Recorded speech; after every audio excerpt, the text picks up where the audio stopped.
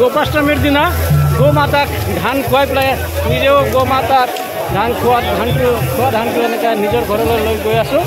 এয়া বিভিন্ন প্ৰান্তৰ পৰা অহা ৰাইজে এনেকৈ ধান উঠাই আছে, মা লক্ষীক আদৰি ঘৰলৈ লৈ আছে।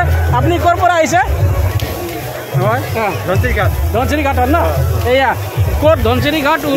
মই ঢেকাজুলিৰ পৰা আহিছে। ঢেকাজুলি কোন গাঁৱৰ পৰা আহিছে? এই হেৰি মিঠান বস্তি। আৰু আপুনি? ধনচিৰি ঘাট। আপুনি ক'ৰ পৰা আহিছে?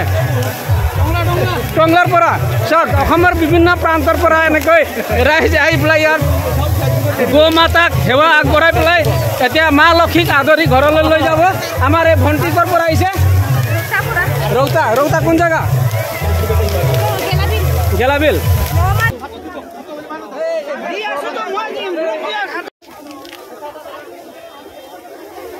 বিভিন্ন প্ৰান্তৰ পৰা ৰাইজ আহি আজি গোপাষ্টমী এই উৎসৱত সহযোগিতা আগবঢ়াইছে। গো মাতাক সেৱা নিবেদন কৰি পেলাই এতিয়া এনেকৈ এই পথাৰৰ ধান লক্ষ্মী হিচাপে আদৰি লৈ গৈ আছে। এয়া চাওক কি সুন্দৰ দৃশ্য। এয়া চাওক বাইদেউ আহিছে। বাইদেউ বা ক'ৰ পৰা আহিছে? কোন জেগাৰ পৰা? ওচৰতে টাৰ্ণিঙত ন? ভালুকমাৰী টাৰ্ণিং। এয়া চাওক বাইদেউসকল আহিছে বিভিন্ন প্ৰান্তৰ পৰা। কোন ক'ৰ পৰা আহিছে মানে বিভিন্ন প্ৰান্তৰ পৰা আহিছে, কোনোবাই বিভিন্ন জিলাৰ পৰা আহিছে।